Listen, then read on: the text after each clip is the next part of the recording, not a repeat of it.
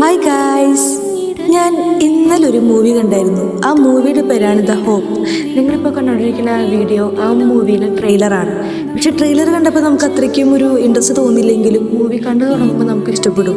പ്രത്യേകിച്ച് ക്രിസ്ത്യൻസ് ഒക്കെ ആണെങ്കിൽ നമുക്ക് കൂടുതൽ കണക്ട് ചെയ്യാൻ പറ്റും നമ്മുടെ ലൈഫുമായിട്ട്. അപ്പോൾ എൻ്റെ ചേച്ചിയായിരുന്നു ഈ മൂവി എനിക്ക് റെക്കമെൻഡ് ചെയ്തത്. അപ്പോൾ ഞാൻ അവൾ റെക്കമെൻഡ് ചെയ്യുന്ന മൂവീസൊക്കെ നല്ല മൂവീസാണ്. അപ്പോൾ ഞാൻ കാണാറുണ്ട്. യൂട്യൂബിൽ കുറേ മൂവീസ് ഉണ്ടെങ്കിലും നമ്മളതെല്ലാം കാണുന്നില്ല. ആരെങ്കിലും റെക്കമെൻഡൊക്കെ ചെയ്യുമ്പോഴാണ് നമ്മൾ കാണാറ്. അങ്ങനെ കണ്ടൊരു മൂവിയായിരുന്നു. ഈ മൂവി കണ്ടു തുടങ്ങിയപ്പോൾ എനിക്ക് നല്ല ഇഷ്ടമായ ഒരു പോസിറ്റീവ് എനർജിയാണ് ഈ മൂവി കണ്ടു തുടങ്ങിയപ്പോൾ വന്നത്. ഈ മൂവി മെയിനായിട്ട് faith, hope and real life struggles ആണ്. ആ മൂവിയുടെ പേര് ഹോപ്പ് എന്നാണ്. നമ്മൾ അവാർഡൊക്കെ കിട്ടിയ മൂവിയാണ്. 2023 ഇറങ്ങിയ സിനിമയാണ്. ഒരു 3 കൊല്ലമൊക്കെ ആയിട്ടുണ്ട്.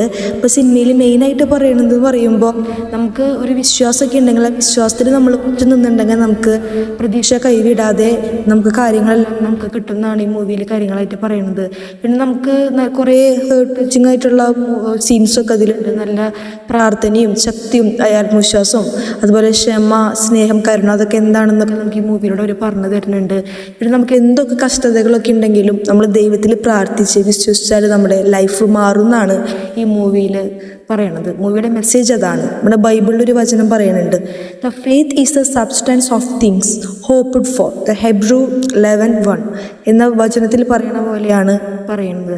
വിശ്വാസത്തിൽ നമ്മൾ കണ്ടിന്യൂ ചെയ്യുകയാണെങ്കിൽ നമുക്ക് ആ കാര്യങ്ങളെല്ലാം നടക്കും. പ്രതിസന്ധികളിൽ നമുക്ക് ഒരിക്കലും പ്രതീക്ഷ കൈവിടരുത്, കാര്യങ്ങളെല്ലാം നടക്കും. അങ്ങനത്തെ ഒരു മൂവിയാണ്. നിങ്ങളെല്ലാവരും ഈ മൂവി കാണണം.